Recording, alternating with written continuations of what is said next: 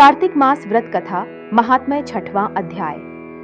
कार्तिक मास व्रत कथा के छठवें अध्याय में विष्णु भगवान ने जहां जहां अपने चरण रखे वहां पर ऋषि, वेद, यज्ञों के सहित समस्त देवता मेरी रक्षा करते रहे। सप्तमी, अमावस्या, नवमी, त्रयोदशी, द्वितीया, दशमी तिथियों को आंवला तथा तिल से स्नान नहीं करना चाहिए। यहाँ विस्तार से पढ़ें कार्तिक व्रत कथा का छठवां अध्याय। नारद जी बोले, जब 2 घड़ी रात शेष रहे तब तिल, कुश, अक्षत, चंदनादि लेकर शुद्ध होकर जलाशय पर जाए। नहर की अपेक्षा क्रम से 10 गुना झरना में, झरना से 10 गुना नदी में और नदी से 10 गुना संगम पर स्नान करने से फल कहाँ है और तीर्थ में स्नान करने से इनका दूना फल कहा गया है।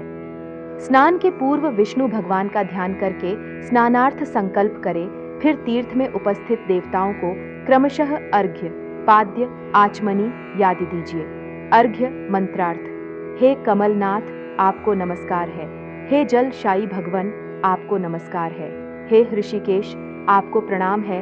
मेरे दिए हुए अर्घ्य को आप ग्रहण करें। बैकुंठ, प्रयाग तथा बदरिकारण्य में जहाँ कहीं विष्णु भगवान गए वहाँ विष्णु भगवान ने 3 प्रकार से अपना पैर रखा था, एवं जहाँ कहीं विष्णु भगवान ने अपना चरण रखा वहाँ पर ऋषि, वेद, यज्ञों के सहित समस्त देवता मेरी रक्षा करते रहे।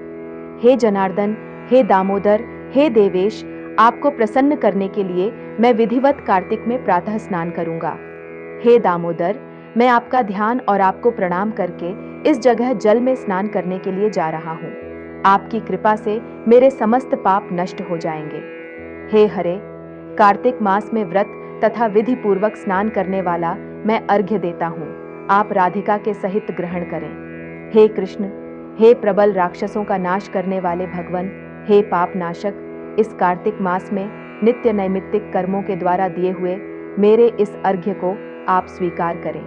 कार्तिक स्नान का व्रत करने वाला भागीरथी गंगा, विष्णु, शंकर तथा सूर्य का ध्यान करके जल में प्रवेश करे और नाभि पर्यंत जल में खड़ा होकर विधि पूर्वक स्नान करे।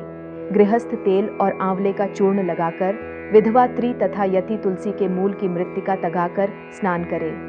सप्तमी, अमावस्या, नवमी, त्रयोदशी, द्वितीया, दशमी तिथियों को आंवला तथा तिल से स्नान न करना चाहिए। प्रथम स्नान करके पुनः मंत्र स्नान करें। स्त्री और शूद्र वेदोक्त मंत्रों से स्नान न करें, उन्हें पौराणिक स्नान करना चाहिए। स्नानार्थ मंत्र, जिन मंत्रों भगवान ने देवताओं के कार्य के लिए 3 प्रकार का रूप धारण किया था, है ही पाप नाशक विष्णु भगवान, अपनी कृपा से मुझे पवित्र बनाइए। विष्णु की आज्ञा से कार्तिक व्रत करने वालों की समस्त इंद्रादि देवता रक्षा करते हैं, अतः वे सब मुझको पवित्र बीजों, रहस्यों तथा यज्ञों सहित समस्त वेदों के मंत्र, कश्यपादिक ऋषि, इंद्रादि समस्त देवता मुझको पवित्र करें। गंगादि सभी नदियां, संपूर्ण तीर्थ, 7 समुद्र और समस्त जलाशय से हमको पवित्र करें। अदिति आदि सती नारियां, यष्ट सिद्ध, सर्प, सब औषधियां, तीनों लोक पर्वत मुझे पवित्र करें। इन मंत्रों को कहकर स्नान करने के पश्चात व्रती हाथ में पवि धारण करके देवता, ऋषि, मनुष्य तथा पिता का विधिवत तर्पण करें। कार्तिक मास में पितृ तर्पण करते समय जितने भी तिल तर्पण में रहते हैं उतने वर्ष पर्यंत व्रती के पितृगण स्वर्ग में निवास करते हैं। तत्पश्चात व्रत करने वाला जल से निकले, शुद्ध कपड़ा पहने और प्रातः काल के सब कृत्यों से निवृत्त होकर पुनः विष्णु भगवान का पूजन करना चाहिए। समस्त तीर्थ के संपूर्ण देवताओं का स्मरण करके भक्तिपूर्वक सावधान होकर चंदन, फूल और फल सहित विष्णु भगवान को फिर अर्घ्य दीजिए। अर्घ्य मंत्र का अर्थ नियम से पवित्र कार्तिक मास में मैंने स्नान किया है। हे विष्णु भगवान, राधा के साथ आप मेरे दिए अर्घ्य को ग्रहण करें। तब चंदन, फूल और तांबूल आदिकों से वेद के पारंगत ब्राह्मणों का श्रद्धा पूर्वक पूजन करें और बारंबार साष्टांग प्रणाम करें। ब्राह्मणों के दाहिने पैर में तीर्थ रहते हैं, मुख में वेद और समस्त अंगों में देवता गण निवास करते हैं। ब्राह्मणों की पूजा करने से उन सभी की पूजा हो जाती है। इस भूतल में विष्णु भगवान गुप्त रूप से ब्राह्मण के स्वरूप में निवास करते हैं। अपने कल्याण की कामना रखने वाले लोग इनका न अपमान करें और न इनके साथ निरीक, फिर एकांत चित्त से विष्णु भगवान एवं तुलसी की पूजन करके उनकी परिक्रमा एवं उन्हें प्रणाम करें। हे देवी, हे तुलसी, देवता ने ही प्राचीन काल से तुम्हारा निर्माण किया और ऋषियों ने तुम्हारा पूजन किया है।